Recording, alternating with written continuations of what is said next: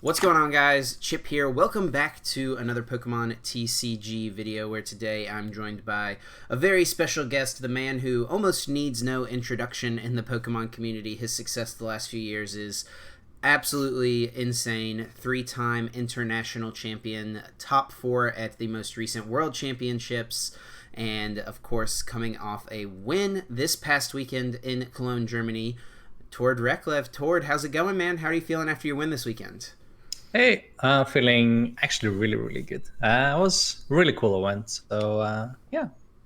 Yeah, you're someone, like I said at the beginning, has had so much success in the Pokemon trading card game the last few years. Multiple international championships, success at Worlds as well. But a regional championship, you posted on Twitter that this was your first regionals win. So this is a title that has eluded you thus far. Obviously, like I said, you've had so much success. Where does this rank for you as far as meaningfulness and in getting a victory? I mean, I felt it was really cool. Just so I could check that off as well. Normally I put in a lot more effort towards the big tournaments like internationals, worlds.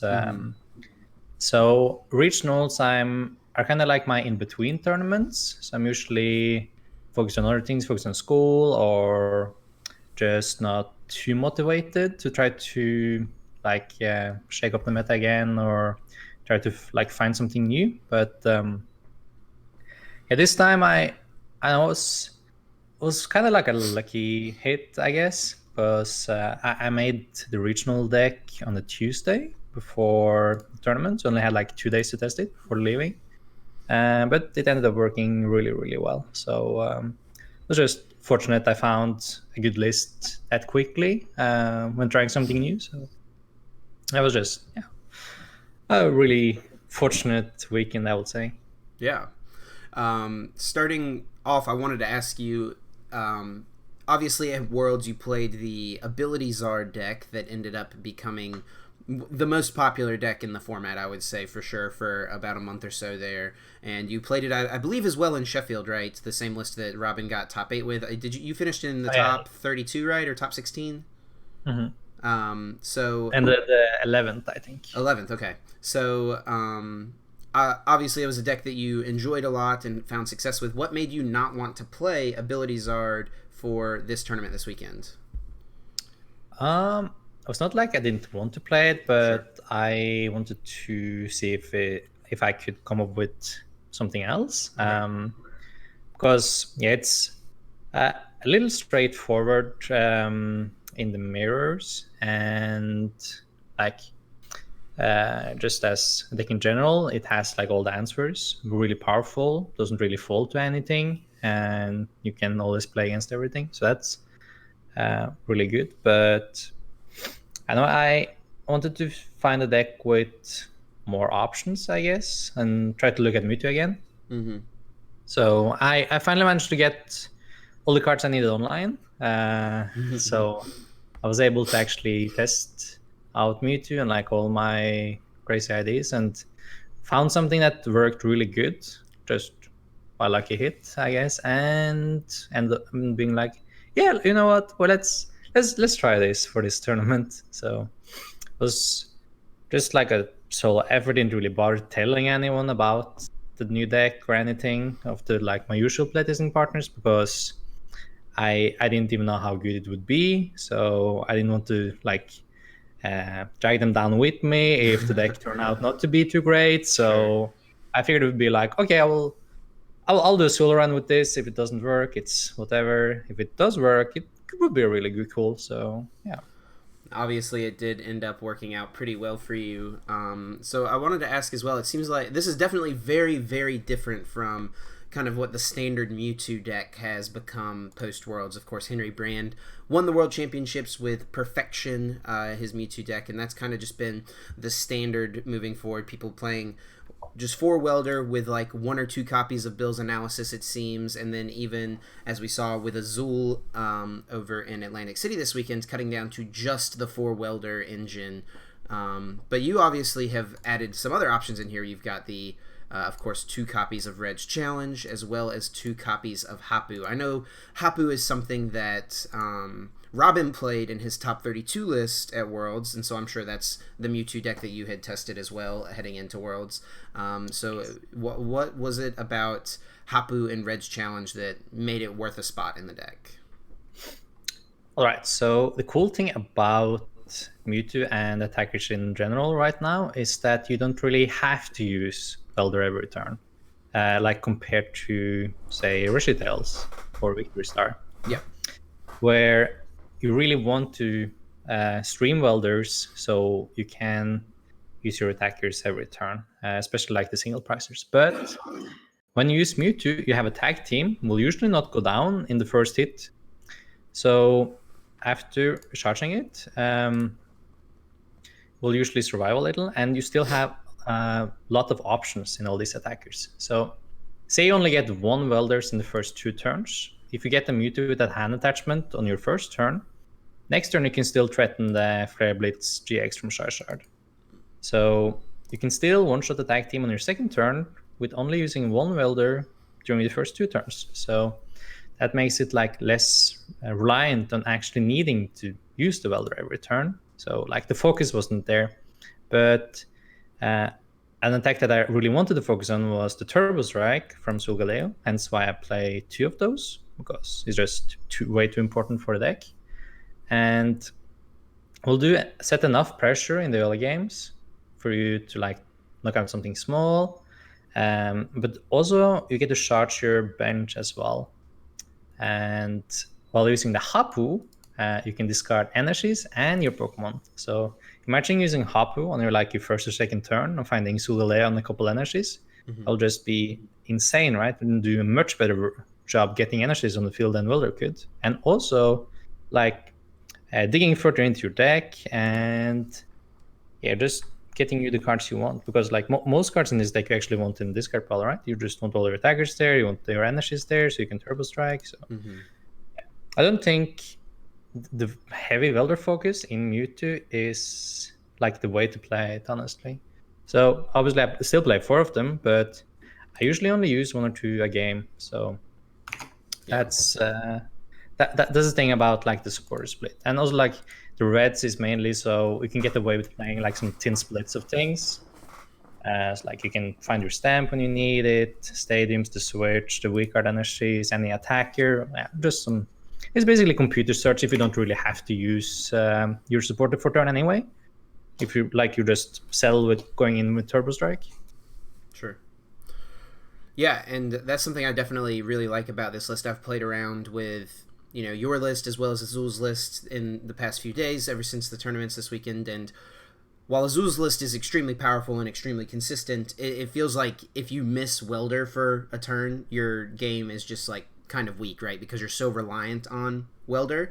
But your list, obviously, like you kind of said, is just less reliant on having to Welder every single turn. You can take a turn to use a Reg Challenge to get whatever you need, or Hapu to set up early on in the game, and you can still threaten a Welder on turn 2, like you said. So that's definitely something I've really liked. Both lists can kind of do that, but with this you have more time to actually do it because of the Shedinia again. Right. Since your opponent does have to get another knockout, an extra knockout, compared to what a normal Mewtwo list would require. So, and when they do, or when you force them into that situation, when they have to take another knockout, you also get much better reset stamps. I think it's the combination of all these factors into one that actually makes the deck function. It's you have extra time because of Shedinia, so you can utilize the Solgaleo strategy, so you don't have to be so Welder dependent, so you can utilize the other supporters again, and the stamps, and it's just all the things at the same time. I know it's I'm talking a lot, but I think that's the thing with it. You can't just pick one element of this. You need the whole package for it to actually work. Sure.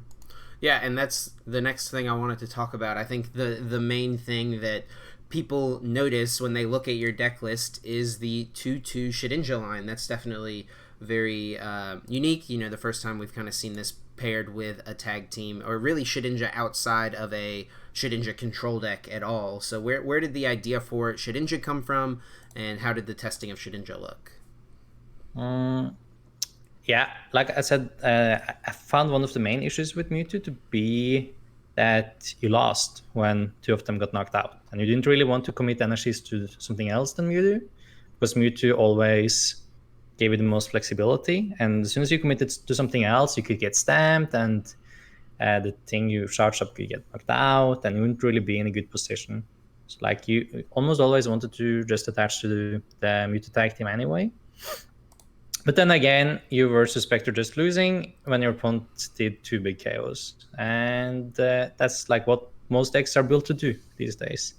So I found that to be as a pretty big weakness of the concept in general. So I figured that if you just play Shedinja, you can actually solve that problem and still be able to charge Mewtwo, like the tech you actually want to charge, instead of committing energies to something else.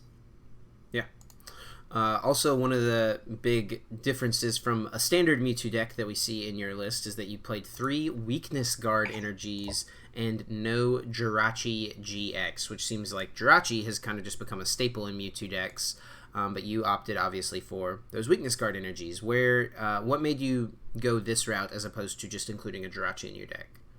So like Jirachi right now are used for mirrors. Doesn't really do too much there since you turn off weakness for both players, so it's more like trying to even the field. And Malamars.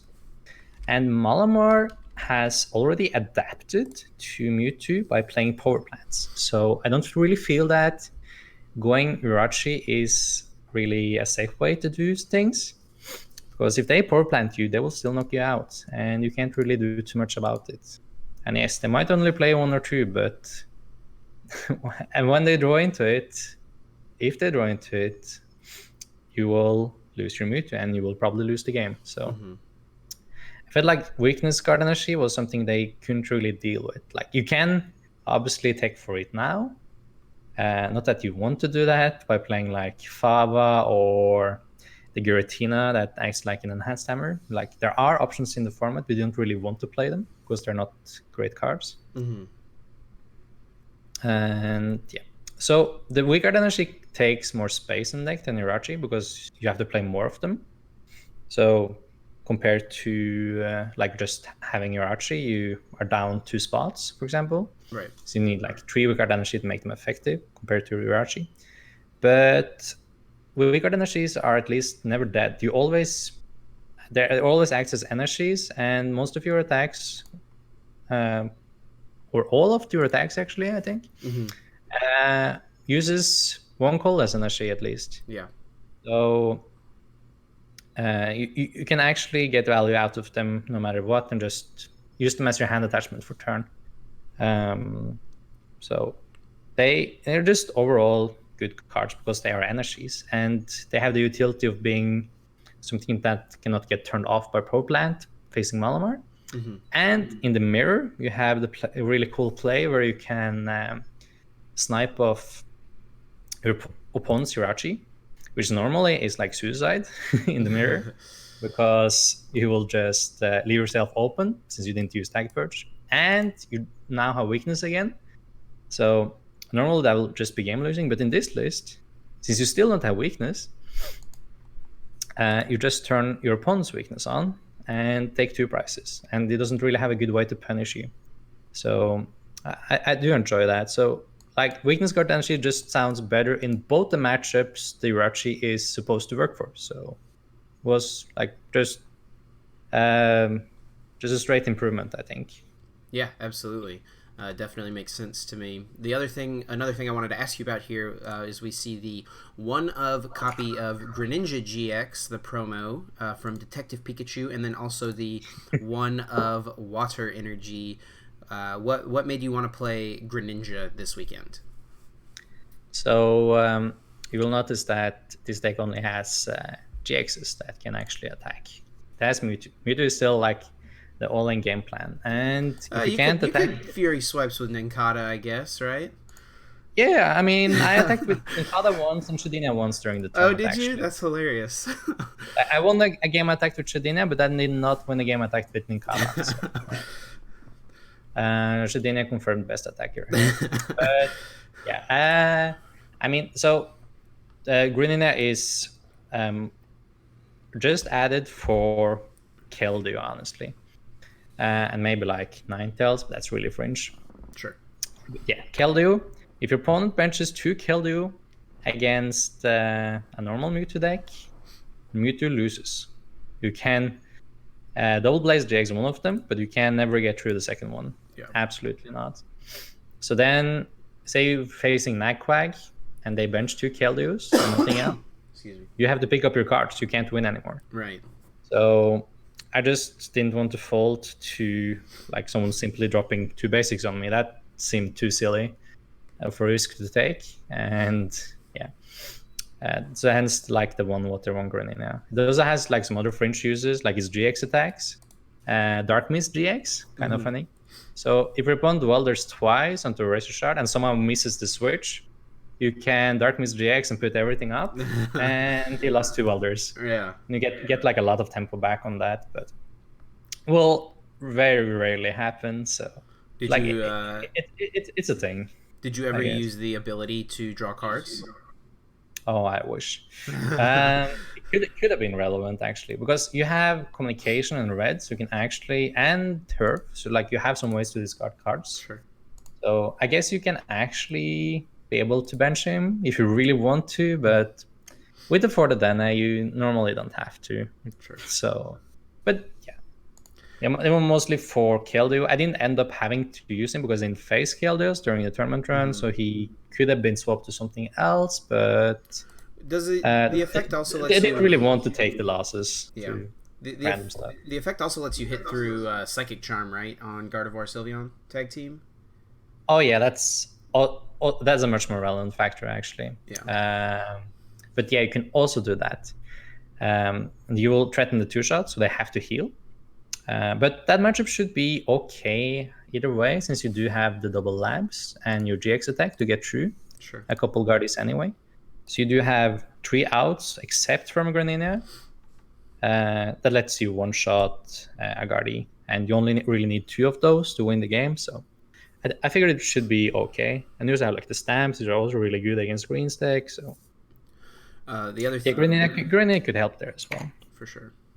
Another thing I wanted to ask about was the inclusion of Reshiram and Charizard GX. Obviously, back when Henry won Worlds with Reshiram and Charizard, it was a staple part of the deck and, you know, integral to the deck strategy. But it seems like since Hidden Fates came out and this new Charizard GX has just kind of taken the place of that card, since it lets you get to that 300 damage. And it seems like a lot of people have been cutting it.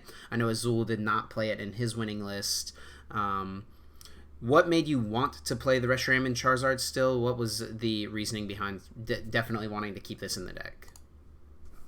Yeah, I don't really see cutting him because he's surprisingly useful, like just overall. The first 2 attacks really came in clutch against a lot of things. They're actually really good. Just Outrage is an attack that very many people forget. And I think I just straight up won a couple games like really easily because my opponent forgot that Outrage wasn't a thing. So like playing against Green Shari, he goes Outrage and then goes Flare Strike for 230, setting me to 260, thinking he wants to play Shrine of Punishment next turn to take the easy prizes. But then again, he just got punished because I went Welder Outrage for 290 and got the game instead. So it's just having the Outrage attack is something people just forget about. And the Flare Strike, 4 energy for 230, and you don't have to discard anything. That's a lot of damage output you can't get with any other attack in the deck. Like, you want to save your GX attack and still be able to dish out a lot of damage. If you remove that Charizard option, I don't really see anything that does decent damage here. That's not a GX attack. Like, you have the 300, but everything else is like capped at 170, and that discards 2 energy with Naga, and you have Cargo that also discards a lot of energy, so you don't really want to do that either. So like, just using that, you get to knock out normal GXs without discarding anything, and it just has really solid damage output, which you can't get from anything else here. Yeah, for sure. All right, and the last thing I wanted to ask about in the deck building process before we hop into kind of the tournament report side of things was you obviously played no copies of Custom Catcher. What was the reasonings behind that? Why did you feel like it wasn't needed, or was it something that you did want and just couldn't find space for? Actually, never felt like I needed that. So Custom Catchers, I feel like in this deck are mainly used if you want to drag up a big tag team and knock it out before your opponent can charge it up and knock you out, basically. So, but the tag team matchups for this deck are already really favored with the Shadinia, because both players try to build up a big thing and slam the other down, but you sit there and attack with a tag team that's only worth 2 prices while you build up your bench naturally with Solgaleo while setting pressure. So you do everything at once, and your opponent doesn't really have a good way to answer that. So I really didn't feel like the custom catchers were needed, and definitely really appreciated having the 2/2 Shadinia line as the 4 win condition cards instead. So you can basically think about Shadinia as the custom catchers to help you win the price race. And you still have field control with Naganadel Snipe for 170 and Espion Deoxys Cross Division. So you can still snipe off basically anything on your opponent's field anyway, but you don't have to physically drag the thing active to do it. You can just pick it off on the bench anyway. All right. Well, I think that covers just about everything I wanted to ask you about the list itself. So good insight there, guys, into the mind of Tord Reklev, how he came about these decisions. And so if you want to just kind of run through what the tournament looked like for you, obviously this is a very unique deck, and you posted on Twitter the morning of 4 cards you were playing: the Shedinja, the Water Energy, the Lysander Labs, and the Reg Challenge, I believe, were the 4 cards. And so I'm sure nobody had any idea what to expect from you heading in. So what were you feeling that morning heading into the tournament? Were you nervous? Were you excited? What was your feelings? I mean, I was feeling the deck had tested pretty fine on beforehand. The few games I had tested, it felt really good. The concept looked good, and I was just ready to look at my opponent's expressions whenever I benched Mute and Ninkala and be like, what do you do now? Yeah. So I was going in and felt pretty happy because I had a new thing and I knew it worked okay. So I didn't think I would do too great. Hopefully I would make day 2 and be like, oh, that could be cool using a new deck, but never imagined that I would have this tournament run. So yeah, for sure. All right, well, how did round 1 go for you? Right, so actually I have the whole list here. So round 1 I played against Patrick Schmidt. I think it was his first tournament, and he played Richey Tales, and he didn't really get too much going, so managed to win that series pretty comfortable. I think second game I dunked Denef and just benched him. So yeah, not too much to say there. Second round I played against Luke Baldy. He played Pikasek, and he actually thought that Shadinia was a little better than it actually is. So I attached Shadinia to Mewtwo, and he knocked it out, and he said, I will take 0 prizes for this. I was like, no. It's 1 less. You still get to take 2, my friend. Don't worry about it. Oh my gosh, imagine it was 0 prizes. Imagine it was actually 0 prizes. It's so good. He did get 2 prizes, and then I could stamp him, right? So worked out. As I won that, also pretty comfortable. Next round, I play against Aurelian Ritzler. He was playing Darkbox. I think this is where I take my only game loss of the day. I win the first game, and the second game I opened in Kada on 6 energies or something. Oh, have to pass. Yeah. And he knocks it out, and I have to play game 3. Game 3, I get another excellent start. Turn 2, Turbo Strike, everything going my way. So managed to win that series as well. Next round, I'm playing against Stefan. He's playing Richey Tales. I'm playing on stream, actually. And first game, he prized 3 out of his 4 welders. Yeah. And wasn't able to find the one he did have in deck until like turn 4 or something. So That's tough. That series was also pretty brutal. So Yeah, I ended up winning that. I think that that stream round was actually when we were like waking up to get ready for Atlantic City. That was like when that was happening. So we were watching it on the stream. I was watching it on my phone. I was like, "What the heck is this deck Tortoise playing?" Trying to figure it out. And then Stefan obviously prized 3 welders, and then he took 2 prizes, and 3 welders were still in his prizes after he took 2 prizes. It was that was actually also so crazy. Yeah. But fortunately for him, I did have a 4 prize turn for game on my turn after that anyway. So sure. It was okay, but definitely pretty unfortunate for him. Yeah, next round, I play against Malamar. And yeah, I think this was like a really weird series because I think we only finished 1 game, and I won the first game somehow, and just won the series from there. Because second game didn't finish. Well, it was a really long game 1. Oh yeah. Round 6, play against Philippe Hombach with Pikasek, and was able to win that series as well. Can't remember the games too well, but I remember like we both breaking horrible. So like we passed 4 turns each, and eventually I think I got the first attack off with Silgaleo. So eventually, managed to win that one. So at this point I was 6, so I was like pretty happy with my day so far. Sure. So I was like, okay, we'll need 1 more point next 3 rounds. Should be possible.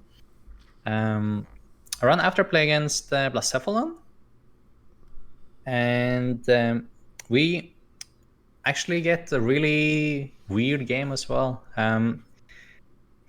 He is like 1 energy off knocking me out a couple times. So he goes for the bursting burns. I need to like retreat around, and I remember retreating into Marshadow, and I really like that play because you can use Marshadow to hit for 70 on Blacephalon, then you can Turbo Strike it after, and that will actually get you the knockout. So yeah. You can like push with the single prizer and charge up your field as well, and get the knockouts. So I think actually that was a pretty good strat you can use like as your go-to plan in the Blacephalon matchup.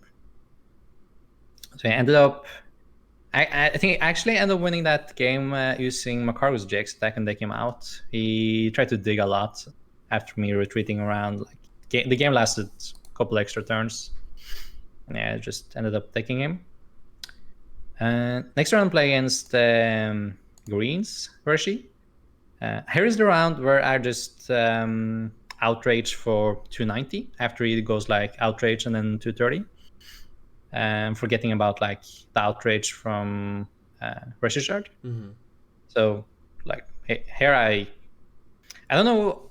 I think I would have won the series anyway, but because I just drew really well and he didn't have too much. But if the series was closer, then outrage will definitely have won me the game, which I otherwise would not have. So it was like a good reason to just play the card, because people will forget about our outrage sometimes, and you can just get some easy games off of it. Mm-hmm. So now I was 8-0, playing round 9 now, and it's against Sander playing Pichato. So I was feeling kind of good that I managed to dodge him all day, because he was sitting next to me like almost all day. Yeah. And like no matter how good of a matchup you have against Stall, you don't really want to face it, right? So, but it was the last round. I was already pretty tired. We played out 8 rounds, so. But yeah, it was still no point in IDing, so we're just shuffling up, try to do my best, and I ended up being really lucky this series. Actually, we only played 1 game because that's usually what you get out of the stall matchup in 50 minutes. So the game ended up with him stamping me to 2 using Mars, discarding one of them, and then he missed the power plant. And I got the Dene off my top deck. Uh-huh. And off the Dene, I got Energy, Stadium to kick like his Sky Pillar, and Switch, I think. Just got everything, and then I could cross division for game. So he was a little upset about that, which I definitely understand. But I just hit everything off that stamp and won the game. It was like 50 minutes left, and we didn't bother shuffling up for game 2. So I actually managed to go 9-0. It was like a career first for me. Yeah, and like you said, I think you felt good about the deck for sure heading in, but you hadn't tested it as much as maybe you normally did. So it was a 9-0 something at all you were expecting out of this deck? No, for sure not. Definitely didn't look like a 9-0 deck, at least. It looked like something you could barely scrape by and maybe surprise a lot of people in day 2. Well, it worked out. You made it to 9-0, and that obviously going 9-0 in day 1 makes it really, really. Well, I shouldn't say easy, but it makes you feel a lot better about getting to the top 8 in day 2. You only have to win a couple rounds to kind of lock that spot up, and you probably end up being able to ID a lot.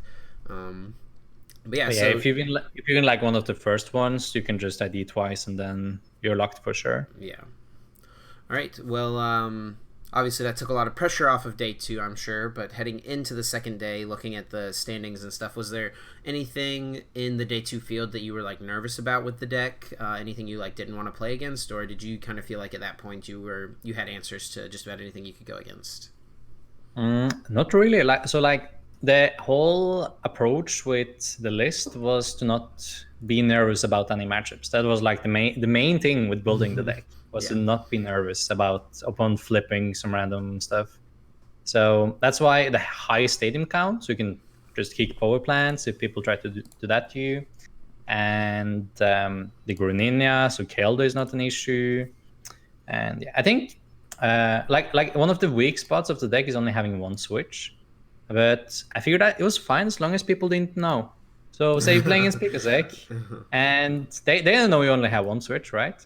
But if they knew, they will just start spamming Paralyze on you, and you will probably lose. But as long as they didn't know, I could just sit there with a stone face and be like, "Yeah, you go." As long as they didn't know. As long as they didn't know. So obviously, like I would probably add a switch or 2 extra now. And not play like the same again, but it was really fun then. It was kind of like mind game sort of thing. Sure. So like Pikasek was probably what I was most scared about, especially because my friends that still hadn't seen the list, like most of them. I was facing Philip first round, but he unfortunately managed to figure out like almost every card anyway. So. I think he only knew I played one switch at that point, and he was playing Pikasek, of course. So I was kind of nervous about that match. I didn't do it too well. I opened one of the games. I opened 3 the Dene and priced the last one, and didn't have any communication to shuffle any back. So after turn 1, I had no more Denes left for the game, and yeah, that game didn't go too well. Needless to say. And the other game was also just really weird. I had manual attached 3 times to use Tag Purge, I think, and that was not enough to win. So yeah, ended up losing that series. That was my first match loss. I got 2-0 in pretty brutal fashion, but that's just how it is sometimes. So then at least me and Philip were both at like 27 points. We both were looking good to make it into top 8 at least. Sure. So yeah. So I lost that one. I was around 10. I was also on stream. For those who wants to watch that, you can go to like Limitless Archive and see it. Yep. Next round I play against Christian Martian. He was playing Richey Tales. And yeah, I win the first game, drew pretty well, got like the Turbo Strikes up. I think the matchup is really solid since you have the Shadinia. You make the price trade really awkward for them because they don't really have the resources to go through 3 attack teams. Like I didn't try to make the Reshatel's deck hard hitting enough to actually do that, but you do have like the resource to get through 2 of them, but the third one is kind of iffy. So that was just kind of how it played out.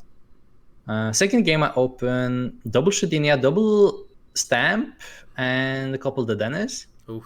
And yeah, that was it. So throw away all my comeback options and didn't find the Mewtwo. So figured out the game was pretty over. Shoveled up for game 3, and game 3 I just drew really well again. And he actually opened the Dene, and he told me he only played 2 of them. So when he opens one, he's basically not coming back from that, because then he only has one Dene for the rest of the game. Yeah. So yeah, it was just unfortunate of him. So I ended up winning that. So then I get back up to 30 points, and only need 2 more for locking in top 8. And I have 3 rounds to go. So I was thinking that should be kind of fine. Next round I face Sander again. Mm-hmm. And I was looking at him, I was like, man, I don't want to play. Can we just save this for later? I was like, yeah. It will ID. So I took the ID with him. Felt good. Didn't have to play against Richey again. And took a little break.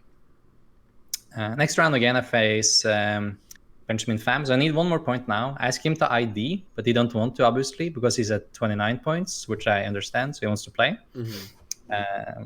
A win for him is top 8, and ID is nothing, right? So I ended up playing. He played Recitals, and I just drew really well, and he couldn't really do anything about it. I think if my Meteor Shadinia list draws well against Recitals, they can't really do too much. You just have way too much pressure, and they know good way to go around the Shadinia. Sniping the Dennis just leaves you open to Stamp and doesn't deal with the main attacker threat, and like everything just crumbles, I feel. So that matchup was just too much in my favor. Ended up winning that. And now I was at 34 points, so I had 2 more than I actually needed for top 8. So that ended up with me not bothering to playing the last round against Vincent Gardevoir. So just took the ID, and I went to 35 points. I think that's like the most I had after Swiss, like 14 round Swiss at least. 35 points is just ridiculous amount of points. That is a lot of wins for sure. So yeah, normally like I would never get this score, because like I would always try to ID like the last ones, but somehow just wasn't like in the awkward position of having to play Benjamin. So yeah, then I got the win in a position where you normally want to ID. So yeah, it just worked out that way. Right. So top 8, I'm playing against Matthias Lupa, who's playing Malamar. Those were also streamed, like all the matches from that series was on Limitless Stream Archive as well. And game 1 was not too much to say. Open SP and Deoxys, and he passes like the couple 2-3 turns, I think. So couldn't really do too much there. And my start is not too great. Like I stumble, like used the Dene, got into that hand. He power plants me. I retreat into Shadinia, my first attack with him, like the pinging for 30. Yeah. And that sets up SP on Deoxys for game like 3 turns later. So it was kind of cool, but a really weird series overall. So yeah, but ending up winning that, weakness card Anashi, Shadinia, just too much for Malmar to handle. I don't really have a good way to get around that either. So yeah, then you need to knock out 3 tag teams, and you can just turbo strike every turn until you have Deoxys for game. So felt pretty straightforward. In top 4, I play against Pedro. And I wish I could say this series was really cool, but it was not, because Pedro bricked twice. So yeah, he like promoted Hoopa, priced his Coco, like everything just crumbled for him. So well, there was one point he tried to come back. He double custom captured my Richey on the bench with 5 energies, paralyzed it, and stamped me.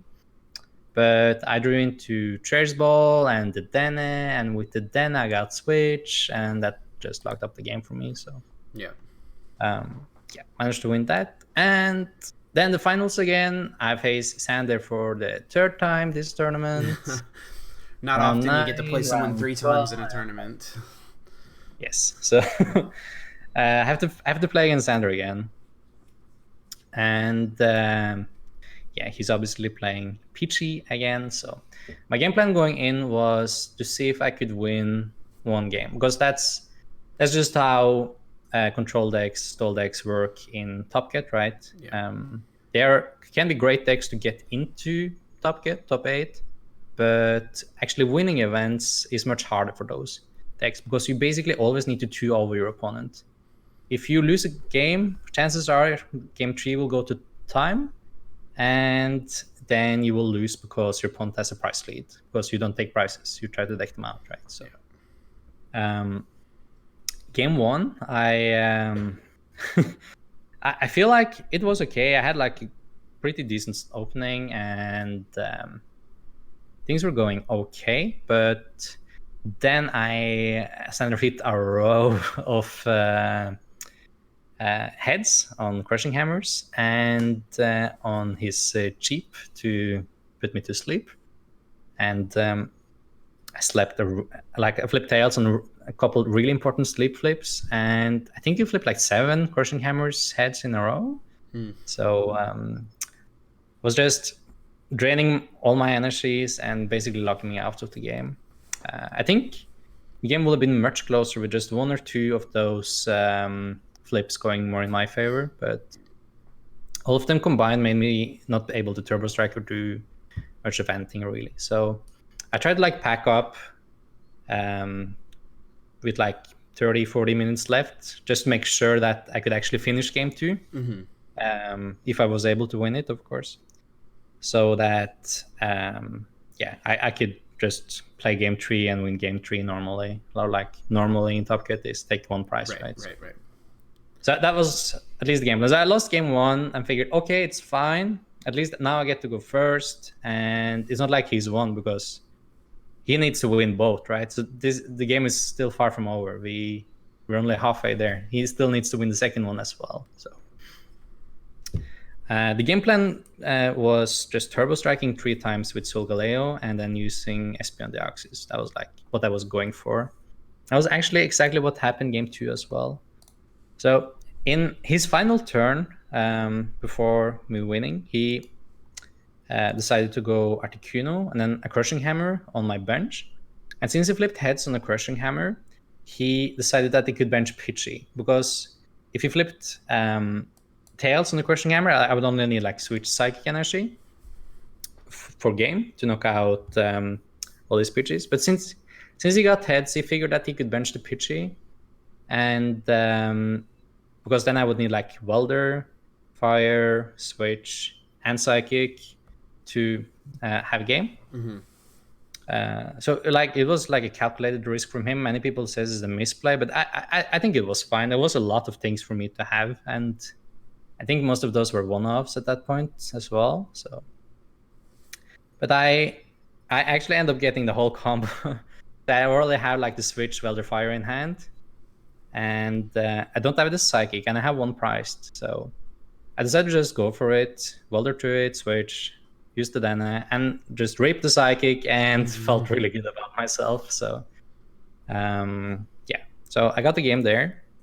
Just Espion Deoxys for my remaining 3 prizes, and I think we had like 50 minutes left or so, and we both knew that the series was over, but we didn't want to scoop it. It felt like that would be too anticlimactic, so we just shuffled up for game 3 anyway and just played it out. So I took 1 prize, passed a couple turns, and that was it. And the series was over, and I finally won the regionals. Yes, there you go, regional champion. 200 championship points, $5,000. Definitely a lot going for a regionals win. And to do it against a control deck in the finals, also, I thought it was really, really interesting that the finals of both regionals this weekend in Atlantic City and also in Cologne were Mewtwo versus Pidgeotto. Do you think that that's indicative of the format at all? Do you think that both those decks are just really good in the format right now? What was your reaction when you saw that ended up being the finals in America as well? I thought that to be really cool. Actually, it was kind of like heavy plot armor right there. But and then I don't Pidgey know. It lost was both times as well. yes, it was actually really really cool to have like Cologne and Landing City mirroring each other like that. So I don't know. It was really really fun actually to see. For sure. So where does this put you at as far as the top 22 race? I have to imagine you're pretty high up there at this point right now, right? I think I checked. I think I'm fourth right now on the rankings at like 350 points. So that's like the minimum requirement for Worlds Invite this year. Well, congrats on your Worlds Invite. Well, thank you. I actually had my Worlds Invite from top 4 Worlds already. Oh yeah, of course. You get to play in day 1 at Worlds when you get top 4. Right. But you don't get any points from Worlds. It's like kind of weird, like middle thing there.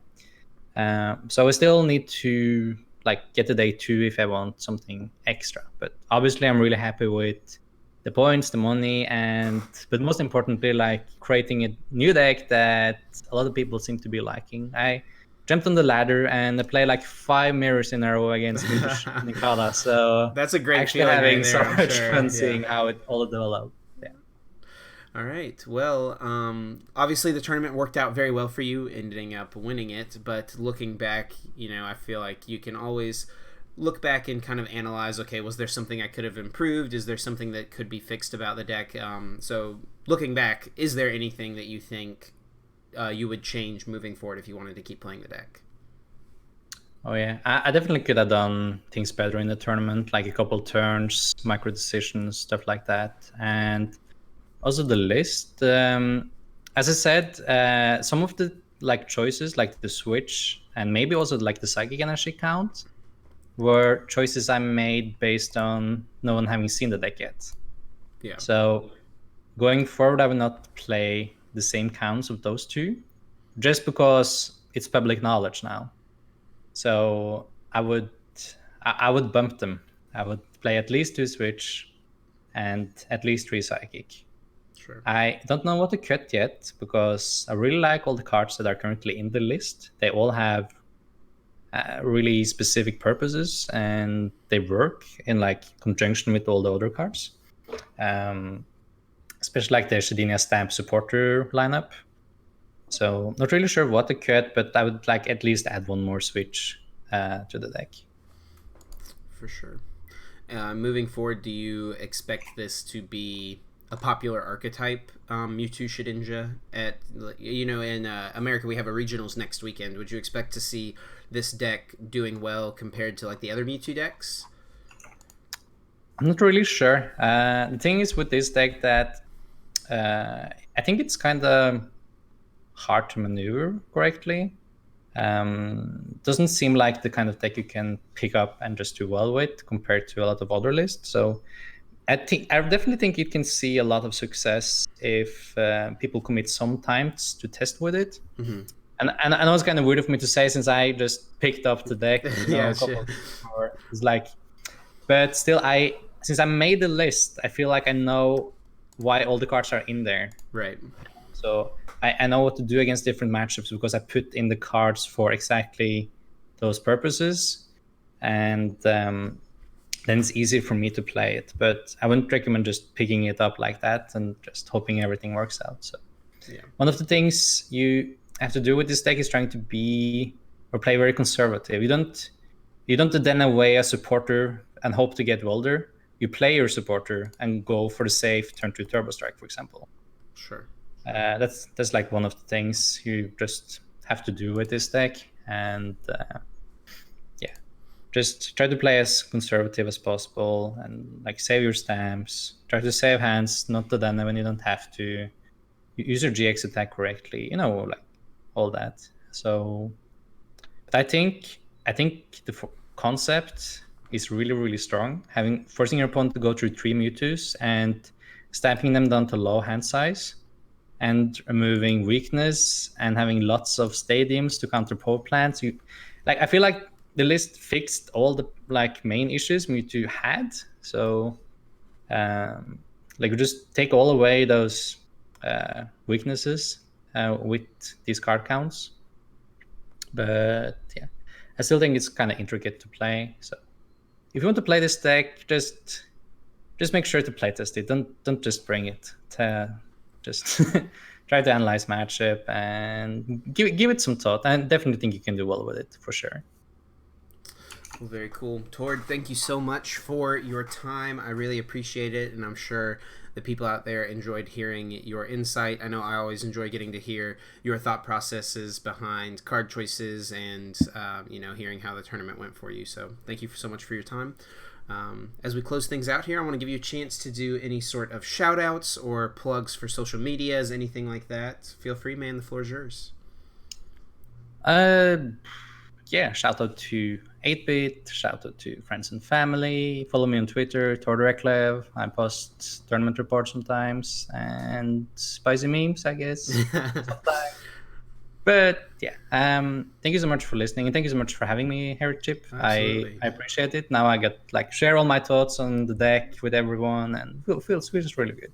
Yeah, I always love having you on, man, so I appreciate you taking the time to do it. Guys, definitely be sure to follow Tord over on Twitter and check him out over there for sure. You can also follow me on Facebook, Twitter, Twitch, and Instagram. All of those things are at Trainer Chip. And be sure to leave a like down below if you enjoyed, and let us know what you think about this crazy deck that Tord ended up winning Cologne Regionals with. Congrats once again, Tord. And thank you. Thanks again for the time. Guys, we are going to get out of here. Thank you so much for watching, and until next time, take care.